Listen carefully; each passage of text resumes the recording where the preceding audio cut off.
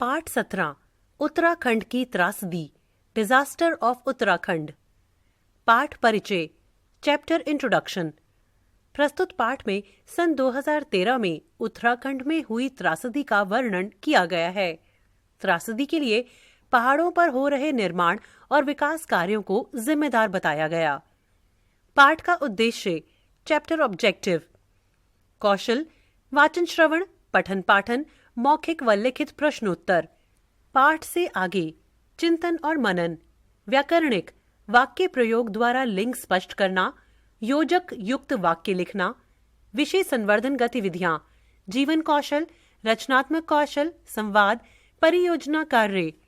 शिक्षा, त्रासदी के समय हमें एक दूसरे की हर संभव मदद करनी चाहिए।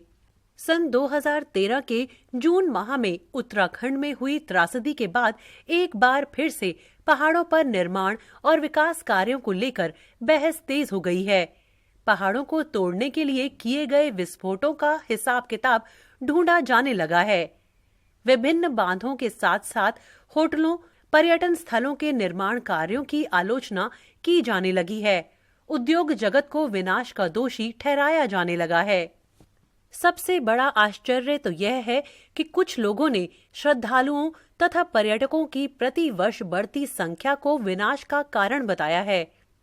उनका कहना है कि पर्यटक अधिक संख्या में पहाड़ों पर पहुंच रहे हैं, जिससे कूड़ा कचरा और प्रदूषण अधिक फैल रहा है। पिछले कुछ दशकों में प्राकृतिक आपदाओं में काफी वृद्धि हुई है। ये भी सत्य है कि इसका मुख्य कारण पर्यावरण असंतुलन है, लेकिन उत्तराखंड में हुई तबाही का मुख्य कारण मात्र विकास के कार्यों को बताना उचित नहीं है, बल्कि यह कहना ज्यादा सही होगा कि कम विकास और कम निर्माण कार्यों के कारण ही त्रासदी का रूप विकराल हुआ। यदि पर्याप्त मात्रा में और सही ढंग से निर्माण कार्य किए गए होते तो शायद त्रासदी का स्वरूप इतना विकराल न होता। उदाहरण के तौर पर, यदि आसपास के क्षेत्र में कोई बड़ा अस्पताल होता तो कई घायलों को बचाया जा सकता था। उत्तराखंड के अलग राज्य बनने के बाद भी वहां रोजगार के अवसरों, शिक्षा व स्वास्थ्य के क्षेत्र में पर्याप्त सुधार नहीं हुआ है।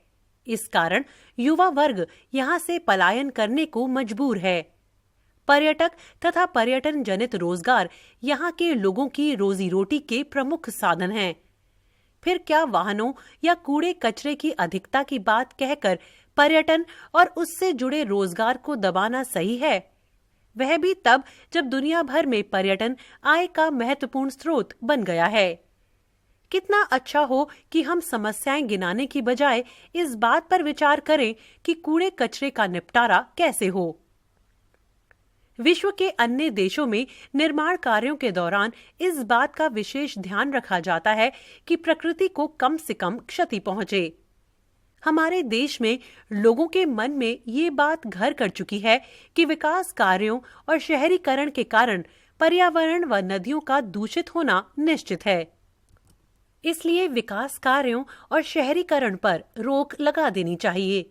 ऐसे लोगों को लंदन का उदाहरण देखना चाहिए, जहां बहने वाली थेम्स नदी दुनिया की सबसे स्वच्छ नदी मानी जाती है, जबकि लंदन एक शहर के रूप में दुनिया में सबसे विकसित शहर है।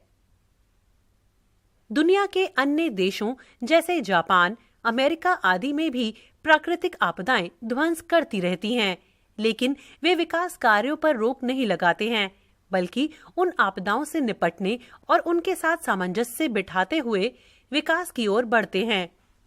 कहने का तात्पर्य ये है कि यदि विकास कार्य सही दिशा में किए जाएं, तो वह हमारे लिए लाभदायक ही होंगे। उत्तराखंड में बढ़ते पर्यटन को आय के स्रोत में बदलकर तथा निर्माण कार्यों में पारदर्शिता लाकर न केवल ऐसी त्रासदी से बचा जा सकता है, बल्कि संकट के समय त्वरित तथा श्रेष्ठ निवारण भी किया जा सकता है।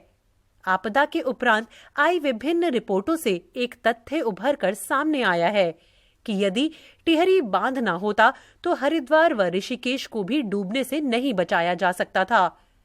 वहीं त्रासदी के समय कई छोटे छोटे बांध जो अधूरे पड़े थे, यदि उन्हें तय समय पर पूरा कर लिया गया होता तो शायद इतनी बड़ी त्रासदी को कुछ कम किया जा सकता था।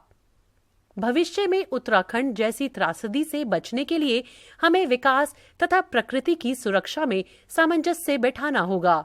पर्यटन, औद्योगिकीकरण तथा विकास कार्यों को रोकने के स्थान पर सही दिशा में प्रयास करने होंगे। उत्तराखंड जैसे त्रासदी विकास कार्यों की अधिकता की बजाय विकास कार्यों की कमी से अधिक विकराल रूप धारण करती है।